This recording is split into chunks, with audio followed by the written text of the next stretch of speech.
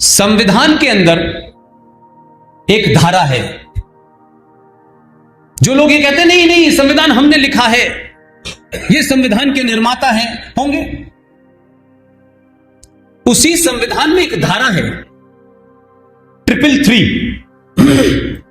Triple तलाक नहीं 333 इस धारा पे कभी सुना आपने? कभी जिक्र ही नहीं होगा। इस धारा में है क्या? केंद्र की मोदी की सरकार के द्वारा भले ही जम्मू कश्मीर से धारा 370 और 33A को अलविदा कह दिया गया हो, लेकिन जम्मू कश्मीर में आज भी ऐसी कई धाराएं मौजूद हैं जो देश के बहुसंख्यकों के साथ जम्मू कश्मीर में अन्याय का काम कर रही हैं। ऐसी ही एक धारा है 333, जिसके विषय में पुष्पेंद्र कुशवाहा जी के द्वारा विस्तृत तौर पर जानकारी दी गई है। अभी आपने वीडियो के कुछ अंश में देखा कि पुष्पेंद्र कुशवाहा जी के द्वारा 333 में किस प्रकार से ऐसे प्रावधानों को किया गया है, जिसके द्वारा देश की बहुसंख्यक आबादियों के साथ अन्याय का काम जम्मू कश्मीर में हो रहा है। प्रधानमंत्री नरेंद्र मोदी के द्वारा भले ही देश के भाग जम्मू कश्मीर से धारा 370 को अलविदा कह दिया गया हो और उसे हटा दिया गया हो, लेकिन जम्मू कश्मीर में बहुसंख्यक आबादी के साथ अन्याय अभी भी रुकने का नाम नहीं ले रहा है, जिसके पीछे धारा 333 एक बहुत बड़ी वजह बताई जा रही है।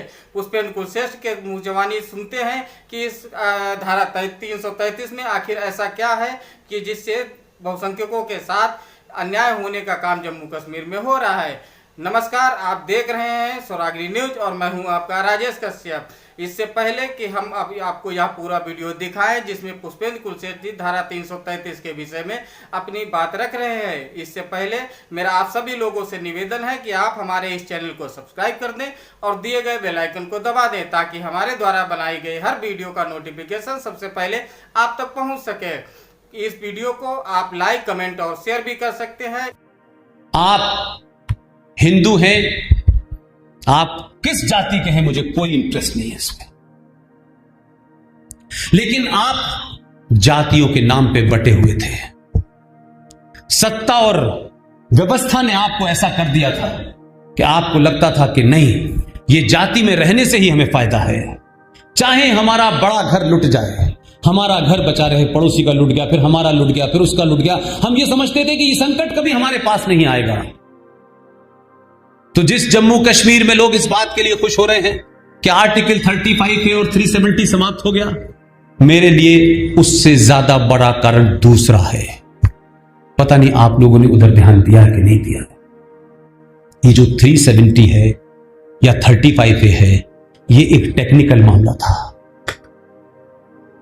तो आज बंगाल में आर्टिकल 370 लगा हुआ है क्या? 35A है? नहीं है, तब भी वहां हिंदुओं के साथ क्या हो रहा है? नहीं है ना, तब भी सरेआम मालदा में क्या हुआ है आप डर जाएंगे जो हुआ है। रोज नए नए षड्यंत्र क्या हो रहे हैं। तो वहां तो आर्टिकल 35A नहीं है, वहां तो 370 नहीं है। तो हम ये कहें कि सब कुछ 370 और 35A के कारण हो रहा था, ऐसा नहीं है। उस संविधान के बारे में भी मैंने बताया। उसी असेंबली में पिछले 70 साल में 200 से ज्यादा कानून, दिल्ली में इसकी सरकार हो या उसकी सरकार हो, दिल्ली में जो भी सरकार थी उसकी भागीदारी कश्मीर की सरकार में जरूर होती थी। 200 से ज्यादा कानून इस देश के खिलाफ और हिंदुओं के खिलाफ बनाए गए। हम सब चुप बैठे रहे कि सत्ता का खेल है।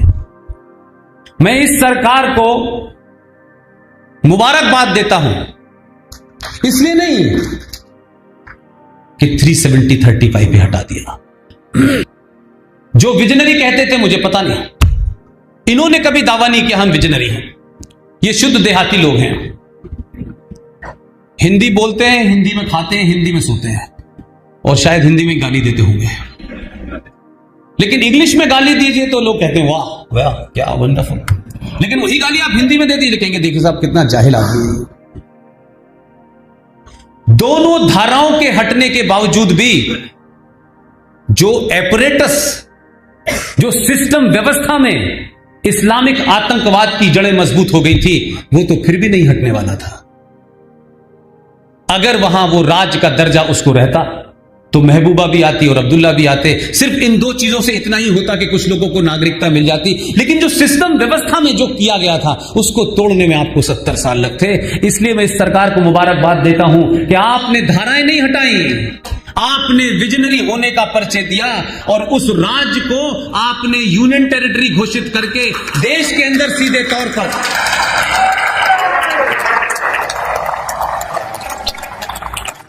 अब समस्या यह है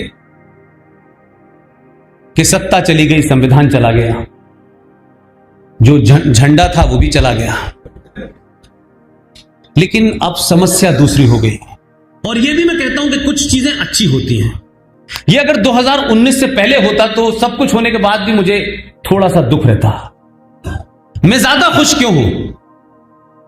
इसलिए कि इस यूनियन टेरिटरी घोषित होने के बाद, केंद्र शासित प्रदेश होने के बाद, अब जम्मू कश्मीर, लद्दाख की गली गली, मोहल्ले मोहल्ले की इंच इंच जमीन केंद्र सरकार के हाथ में है। और दूसरी बात जो मेरे लिए उससे भी ज्यादा महत्वपूर्ण है कि अब जम्मू कश्मीर की पुलिस गृह मंत्री देखेगा, उसमें भर्तियां कैसे होंगी ये भी गृह मंत्रालय देखेगा। तो लोग अब डर के मारे ये नहीं कहते कि गृह मंत्रालय देखेगा, उनको मालूम है गृह मंत्रालय का मतलब क्या है।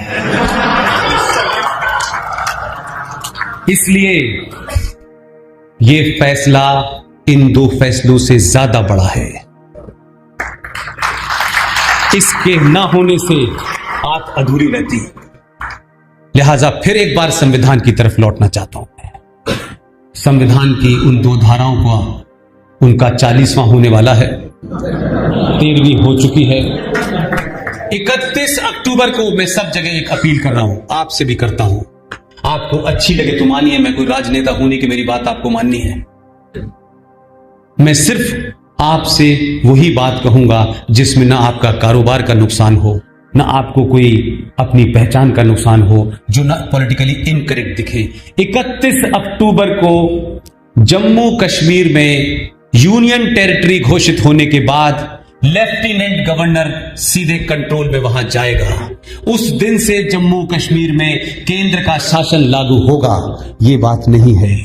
31 अक्टूबर की डेट भी आपके दोनों लोगों ने वो कब तय करते हैं, कहां तय करते हैं, ये भी लोगों को पता नहीं चलता कि मीटिंग कहां होती है। उन्होंने तो ब्रजपात कर दिया इनके ऊपर, उन्होंने केंद्र शासित प्रदेश तो घोषित किया है, लेकिन जब इतिहास में लिखा जाएगा तो उन्होंने 31 अक्टूबर की डेट चुनी है कि हम उस दिन करेंगे जिस दिन सरदार पटेल पैदा हुए थे।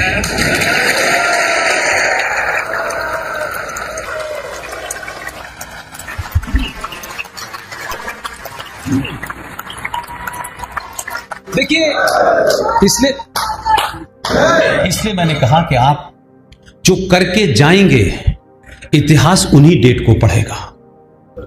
जो लोग सरदार पटेल को भुलाना चाहते थे और इस देश में 300 से ज्यादा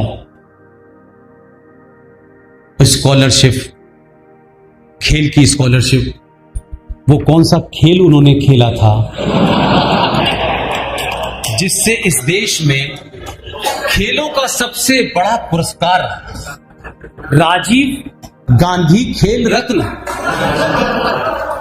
अब आप सोचिए थोड़ी देर के लिए, ये हमारी कमजोरी थी।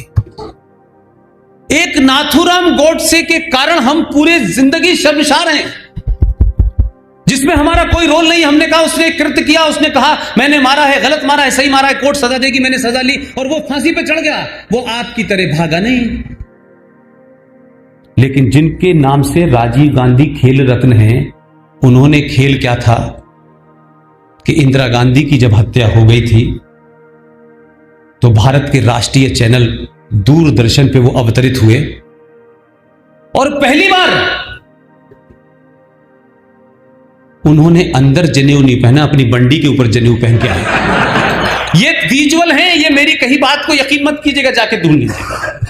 दूरदर्शन पे राजीव गांधी का जब वो आप भाषण सुनेंगे तो राजीव गांधी को बताना था कि मेरी मां को मारा गया है, अब मुझे झेलना, मैंने भी जनेऊ पहन लिया है। उन्होंने जनेऊ ऊपर पहना, ये वाला अंदर पहन रहा है। तो आप सोचिए कि जिस प्रधानमंत्री के पद पे बैठे हुए आदमी ने दूरदर्शन के ऊपर आकर के यह कहा हो कि जब कोई बड़ा पेड़ गिरता है तो थोड़ी जमीन हिल जाती है, उस जमीन के हिलने में देश भर में हजारों और दिल्ली में 350 सिखों का कत्ल को जस्टिफाई किया गया। उस आदमी के नाम से खेल रत्न है। इस खेल के अलावा कौन सा ऐसा खेल खेला कि न सिर्फ उनको इस बात से नवाजा गया कि राजीव गांधी खेल रत्न दिया जाएगा, उनको भारत रत्न भी दिया गया। ये पूछा किसी ने कि कौन सा राजीव गांधी का ऐसा कंट्रीब्यूशन था कि उन्हें भारत रत्न भी मिला? और आपकी विचारधारा के और राष्ट्रवादियों में से कोई अगर कोई बात कह दे, ओहो, शाम तक माफी मलवानी पड़ती है। पूरा देश आपके पीछे लग जाता है। देखिए इसने क्या कह दिया साध्वी प्रज्ञा ने। अरे जो तुमने साध्वी प्रज्ञा को दिया था वही लौटा रही है। उसने क्या कह दिया? तो मैं लार्जर कॉन्टेक्स्ट में यह कहना चाहता हूं, मैं संविधान के अंदर एक धारा है। जो लोग ये कहते हैं नहीं नहीं संविधान हमने लिखा है, ये संविधान के निर्माता हैं, होंगे। उसी संविधान में एक धारा है 333, ट्रिपल तलाक नहीं, 333 इस धारा पे कभी सुना आपने? कभी जिक्र ही नहीं होगा। इस धारा में है क्या?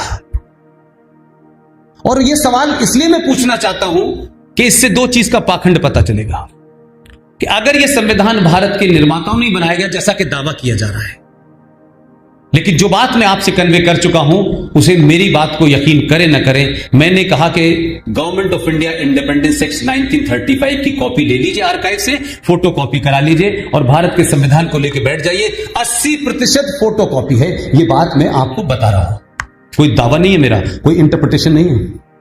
लेकिन सवाल यह है कि धारा 333 यह धारा क्या है?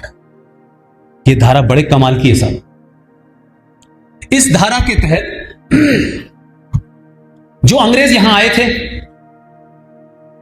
वो अंग्रेज राज किया उन्होंने और फिर जाने से पहले चाबी अपने हिंदुस्तानी अंग्रेजों को देकर चले गए। ये जो 333 का जो प्रोविजन है, ये इस पाखंड को एक्सपोज कर देगा कि इस संविधान को बनाने वाले सभी भारतीय थे और यह संविधान पूरा हमने बनाया है।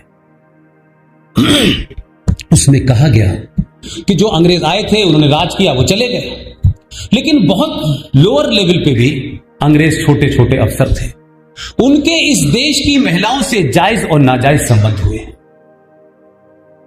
कोई बहुत बड़े उसकी बात नहीं है, वो भी चले गए। यह कहा गया कि उन महिलाओं से होने वाली संतानों को भारत में एंग्लो इंडियन कहा जाएगा, एंग्लो इंडियन कहा जाएगा। और 70 साल में वो एंग्लो इंडियन संतानें खत्म नहीं हुई। मुझे तो मिल नहीं रही, मैं ढूंढता हूं। लेकिन 333 के अंदर एक प्रोविजन देखिए, जाने से पहले ये प्रोविजन करके गए कि भारत की लोकसभा के अंदर 545 सीटें हैं, चुनाव 543 पे होगा। ये तो 2 सीटें हैं, तो जो असली थे वो चले गए, जो नकली थे वो समाप्त हो गए। लेकिन एंग्लो इंडियन कम्युनिटी के 2 लोगों को राष्ट्रपति हर बार लोकसभा में नॉमिनेट करेगा। ये किसके नुमाइंदे हैं? ये दोनों एंग्लो इंडियन किसके लिए जवाबदेह हैं? आप तो अपने एमपी से पूछते हैं ना, हमने वोट दिया है, आप उसका कॉलर पकड़ते हैं। तो लोकसभा में नॉमिनेट होने वाले ये 2 एंग्लो इंडियन के लोग हैं। ये प्रोविजन कब आया और भारत के किस ज्ञानी संविधान को लिखने वाले ने यह कहा कि इसको शामिल कर लो? और चलिए मैंने माना, लेकिन आज तो 2019 हो गई। इस देश में हजारों जातियां ऐसी हैं, और जिस राज्य में की राजधानी में मैं हूं, यहां तो हजारों जनजातियां हैं जिन्होंने या जिनकी कबीलों के लोगों ने, उस जातियों के सरदारों ने कभी पार्लियामेंट देखी नहीं है। कम से कम वो हजारों लाखों लोगों की नुमाइंदगी करने के लिए उनमें से कोई नॉमिनेट नहीं होना चाहिए था? ये एंग्लो इंडियन को ढूंढ ढूंढ के कहां से लाया जाता है और इस पे चर्चा नहीं होती कि इसको बंद होना चाहिए। या तो ये प्रोविजन खत्म होना चाहिए या ये एंग्लो इंडियन की जगह इस देश में उन लोगों को 2 सीटों पे नॉमिनेट करना चाहिए जो भारत में सबसे